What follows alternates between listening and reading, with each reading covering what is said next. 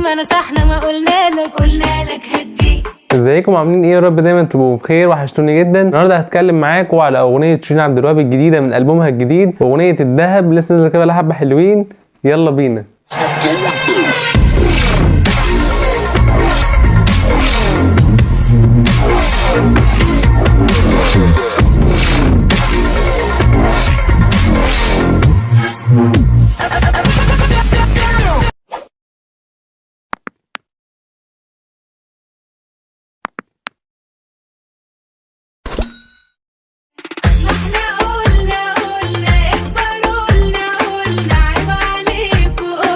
اغنيه شيرين عبد الوهاب الجديده اغنيه الدهب، اقول لكم رايي في الاغنيه. من كلمات تامر حسين ومن الحان مدين ومن توزيع تومه. هي عوده لشيرين بعد فتره كبيره جدا ما كانتش بتنزل اي اغاني او سنجلات جديده للاسف. انا كنت مفتقد جدا صوت شيرين في وسط كل الاغاني وكل الالبومات اللي كانت بتنزل الفتره اللي فاتت. انا كنت مستني جدا ان انا اسمع اغاني شيرين او ان انا اشوف ايه الدنيا، يعني بقى لها فتره كبيره ما كانتش موجوده. اخر حاجه كانت منزلاها تقريبا بقى لها كتير قوي، لازم هي كانت ترجع بقوه. انا شايف ان الاغنيه هي لذيذه، هي ممكن انا اسمعها ماشي اوكي، اغنيه من الاغاني الرايقه لشيرين، لكن الاغاني اللي انا مش حاسس ان هي توب او مش هي دي الهيت اللي انا كنت مستنيه لشيرين بعد عوده كبيره. الاغنيه كلماتها كويسه، شايف ان تامر حسين عامل فيها شغل كويس، كلمات لايقه جدا مع شيرين. ممكن ان انا احس ان مثلا النوعيه دي من الاغاني ما فيش حد يعرف يغنيها الا شيرين، يعني ما اقدرش مثلا اتخيل الاغنيه دي بصوت حد تاني الا بصوت شيرين. مش من الاغاني القويه قوي، كنت شايف ان كانت ممكن تطلع احسن من كده. رتمها كان كويس جدا، ومن الاغاني على فكره اللي ممكن رتمها يبقى من احلى الرتم على شيرين، لكن الاغنيه كنت حاسس ان انا شيرين ممكن هي تبقى افضل واقوى من كده. برضه لسه مستني، يعني الالبوم لسه هينزل وفي اغاني كتير هتنزل لشيرين الفتره اللي جايه، وهنشوف برضه الاغاني اللي هتنزل عامله ازاي. ودي مش اول اغاني شيرين، يعني شيرين لسه بتحضر لحاجات قويه جدا. انا متاكد ان حاجه زي دي، شايف ان الالحان كانت كويسه من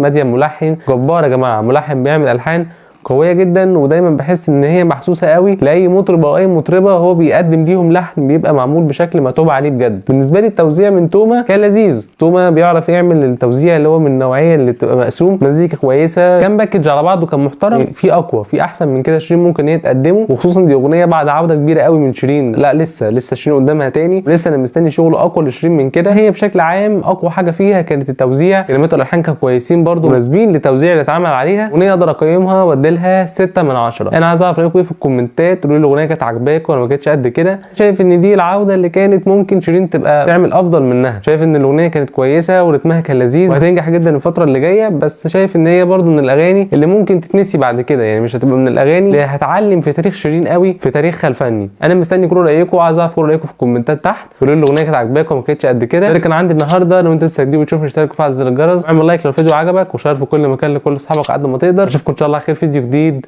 سلام.